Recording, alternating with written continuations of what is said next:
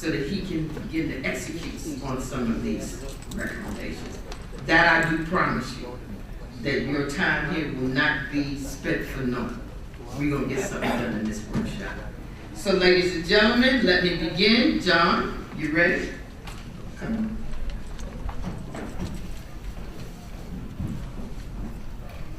Good afternoon, family. Good afternoon. I am delighted to be with you to talk about a pressing need for a Black community dialogue about Black male homosexuality and as a prerequisite to effective HIV and AIDS prevention. And I say that because every few years, the new statistics come out from the Centers for Disease Control and the National Institutes of Health indicating that the Black community is the most impacted by HIV and AIDS. The latest stats came out of the CDC gave us to understand that the rate of new incidence of HIV and AIDS was nearly 8 times among Black people as that of our white counterparts. And each time these stats come out, it's about like that. And while we have long known that the epicenter of new incidents of HIV and AIDS in the Black community is among Black men who have sex with men, they say BMSM, and BMSM who also have female partners, because of the stigma which still exists around homosexuality among Black people, discussions about homosexuality, which in most people's minds is now synonymous with gay identity, which many of us see as white, make the topic threatening in multiple ways. So we often have difficulty getting to HIV and AIDS, another stigma-tinged topic. And even when we do, the subject is rarely considered multidimensionally. So that we've been unable to strategize effective ways and means of stopping or even diminishing new incidents of HIV and AIDS among us. Yes? And it would seem that the stigma continues to be so intense that even though we know that Black men are the primary vector of transmission to Black women, and the incidence among Black women continues to rise, we're still not having the dialogue. Come on. Hello? Hi there. At a National Action Network town hall meeting a while back, I proposed that until we mustered the courage as a community to have an honest, mature, and intelligent dialogue about Black male homosexuality, we will be unable to lower the incidence of HIV and AIDS among us. So my focus here this afternoon is to help contextualize our relationship to Black male homosexuality. If you are wondering why I keep saying Black male homosexuality, you'll understand in just a moment. Bear with me, if you will, please. So I want to help contextualize our relationship to Black male homosexuality so that we can begin to demystify the continuum of sexuality, opening the way for some different perspectives, some new perspectives about our relationship to and our regard for each other. Does that sound like a plan? Like a good use of our time? Yes. All right. Then let me start by asking you a question. Would you agree that understanding how we come to be as we are is useful in strategizing how we can best address the challenges facing us? I'm asking. Yes. All right. Then I'll share with you that all appearances to the contrary notwithstanding, I'm older than many of you. And that among the things for which the 1950s, when I was born, are best remembered was the ethos of sexual repression. And that was white heterosexual repression. When it came to considering black people's sexuality, we were generally stereotyped and dismissed as, what did they call it, oversexed. Yeah. Anybody remember that? Yeah. And because homosexuality was still considered a dreaded mental illness, among the therapies prescribed for its treatment included lobotomies. Y'all know lobotomies, where they chop out part of the brain in order to attempt to dehomosexualize people.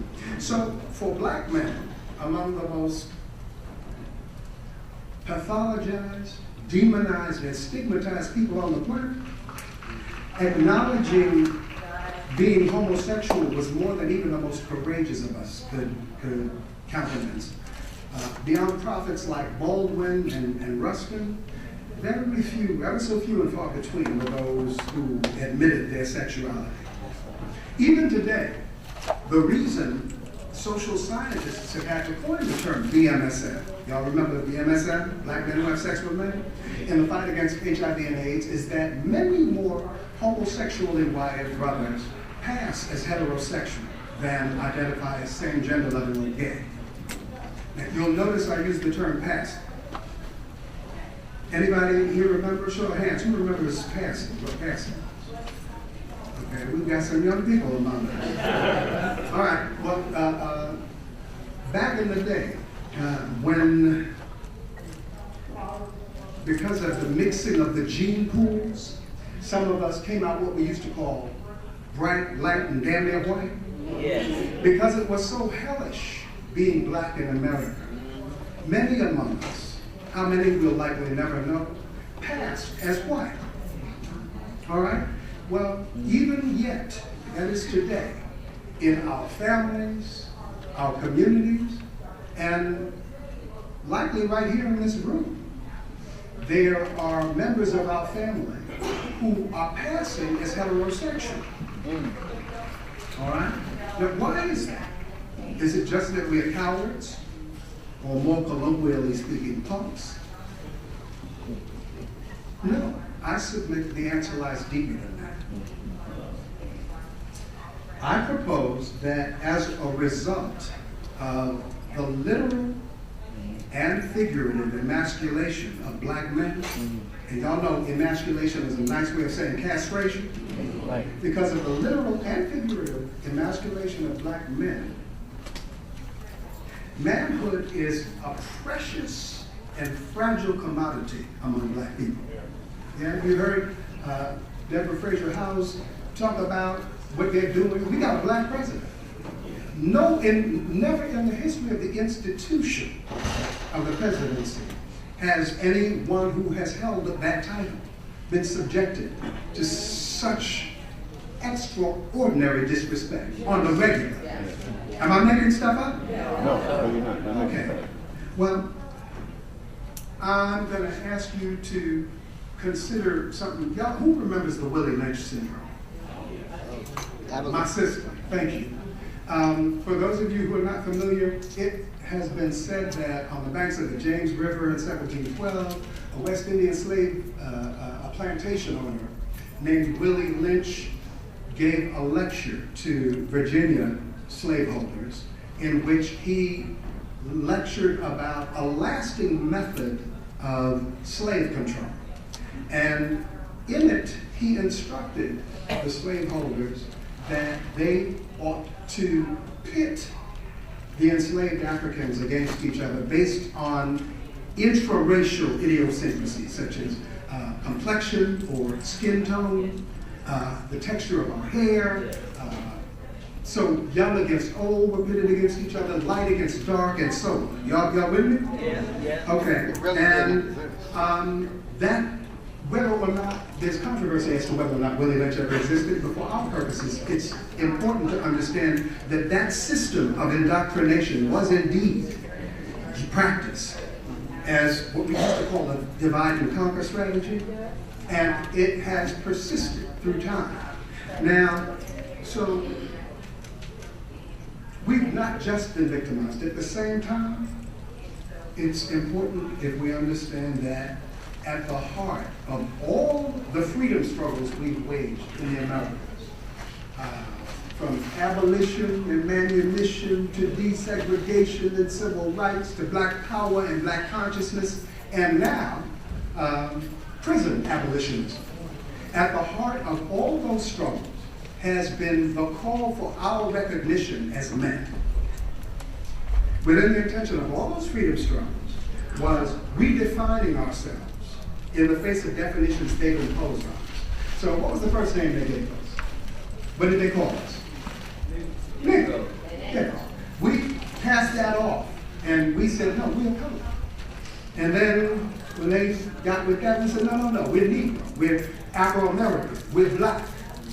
African-American. Well, now there's some bold, homosexually wired diasporic Africans who are identifying as same-gender living. That's the latest phase in our redefinitions of ourselves. And that process of redefining ourselves in the face of definitions that have been imposed upon us is imperative. It's imperative that we continue that, because for the first several hundred years, we were not permitted to be men. Yes? And again, think of our president. They're trying to stop him.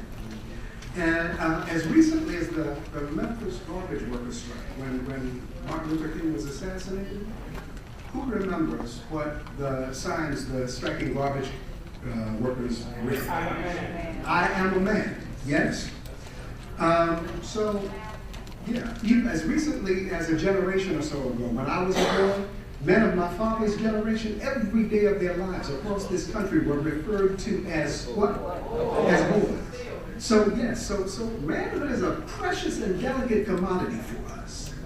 And in a Western, meaning white, patriarchal society, where manhood is valued in terms of power and aggression and domination over other people, and which is founded on misogyny, which is the fear and hatred of women, which naturally breeds contempt for women. When it comes to homosexuality, where a man would have another man as would a woman, that man is deemed worthy of even less respect than and more contempt than the woman. Yes? Yeah. All right, so here we have all these stigmas. Yes? You know, can you name any of the stigmas that we've had to bear up against, if not overcome?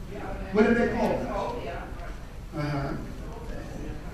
Have you, so lazy, shiftless, criminal, well, some of them, at least they're working are realities that we continue to have to work through. Untrustworthy. Here we have, yes, that's right, untrustworthy. We have all these stigmas, that Willie Lynch stuff, by which we've been programmed to hate and mistrust ourselves and each other.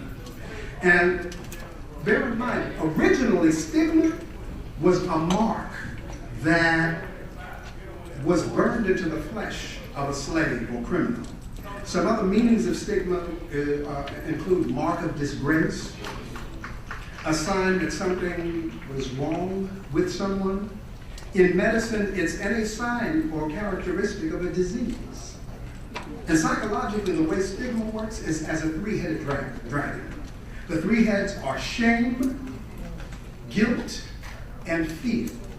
So that if I'm told over and over again that some facet or aspect of myself is bad or wrong, let alone my whole self is bad or wrong,